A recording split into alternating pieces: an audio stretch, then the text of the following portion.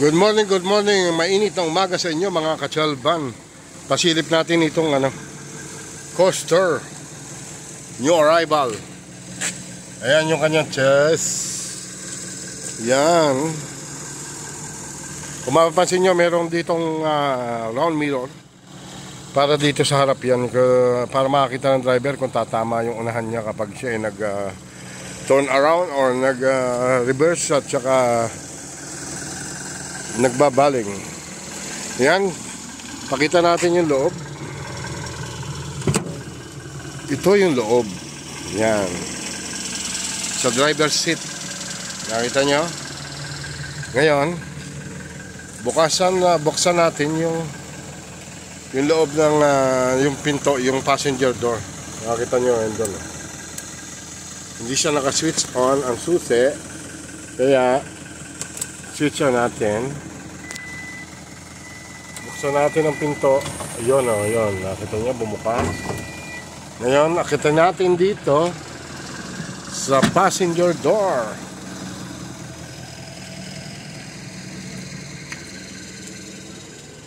Yun. Dahil bukas na ang pinto rito, passenger door. Pakita ko naman sa inyo kung ilan tong upuan. Ayan ang loob niya. Ang driver seat, ang passenger seat, at saka dito. Tapos dalawahan na rito sa left side. Ayan. Bali ilan tong upuan ito? Including the driver, 1, 2, 5, 7, 10, 13, 16, 19, 23. 23 seaters. Ito yung loob ng ating pinapasilip na coaster. Ayan. Ikot-ikot natin. Nahilo na si Chelban. O yan. O. Dati, yung gitna na to, meron pa dyan folding. Dito naka-folding. Tapos gagawin mo. Kaya, mas marami sanang nakakaupo. Maraming pasahero sana. Ayan, bagong-bago yung kanyang mga upuan. Kita nyo, ang bawat upuan may seat belt. For the safety reason, di ba? Pag walang seatbelt dyan na inspection, hindi yan pwedeng maparehistro. At kung mapapansin nyo, dito merong breaking glass yan. Breaking glass door. Para kung sakaling nagkaroon ng emergency, pwede niyang i-break ang salamin, maka-alis ang mga pasahero. Hindi lang yan isa. Ayan, meron dyan pangalawa. Meron doon at meron dito.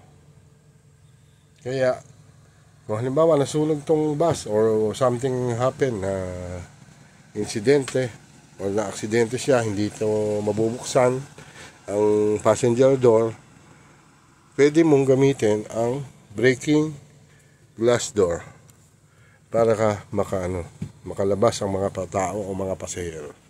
Ayan yung pinakita natin dito sa loob. Tapos akit tayo doon sa driver seat. Start natin kung ano ba ang nito tawag dito, kung ilang kilometro.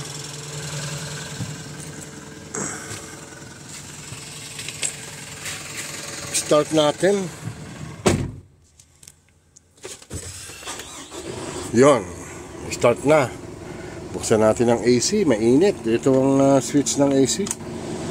Yun, naka-switch na. Ayan, may radio. At kung mapapansin nyo, may mic dito. Ito yung mic nya. Ito. Ito ang mic nya. Ang purpose nito, para kung ito ito ay for passenger or commercial passenger or public passenger, para in-announce mo na babaan or sakayan, ganyan. Or kung company service ka naman, halimbawa nakatulog yung pasahero mo at alam mo naman na bababa na siya, pwede mo siyang i-announce dito sa mic. Hindi yan pang marites, ha. Ilang kilometro to? Yan. 2 kilometers lang, di ba? Press na press. 2 kilometers. Toyota Coaster. Maganda rin tong panghanap buhay sa Pilipinas, yung mga pang service. Ayan, kung nandito tayo, makita natin, di ba? Ayun. Yan ang ating pinasilip ngayon, Chelban TV here. Ayan, good morning Pilipinas, good morning dito sa Emirat, good evening sa ibang panig ng mundo at lunchtime na sa iba. Hanggang dito na lang tayo at tayo ibabati muna sa ating Team Solid Official at saka sa Multianon, kay Toneba 1425, kay Eba FW, at saka sa iba pa, kina Dolls TV, Apas, kina RB Wanderlust, Yumei, Vanessa 37M, Kasunoy, sino pa ba? Si Ma'am Jesus Christ Love and Care Ministry, Bella Rose, Vitamin CZ, or hasta yung lahat ng aking mga katim, binabati ko. Mega shout out sa inyo. Yan. God bless us all. I love you all. Bye bye. At lahat ng mga sumusuport at nagtsatsaga manood ng aking mga pasilip na sasakyan. Tingnan natin kung masilip si Pogi. Ayun. Walang kasuklay-suklay. Anong oras na ba? Yan. Mag-alas 9 na lang. 8:58 AM. Diba? God bless us all mga ka-Chelban. Yan ang pasilip natin. Toyota Corolla. Nauutal na ako. Toyota Coaster 2023 model. God bless us all. I love you all. At saka iba pang mga na kakasalamhunan dito sa mundo ni YT, ni Lolo. Mabuhay po tayong lahat. At sana maging happy lang kayo at maging happy tayong lahat. Enjoy lang tayo dito sa mundo ng YT. Bye bye everyone. Sesame close. Bye bye.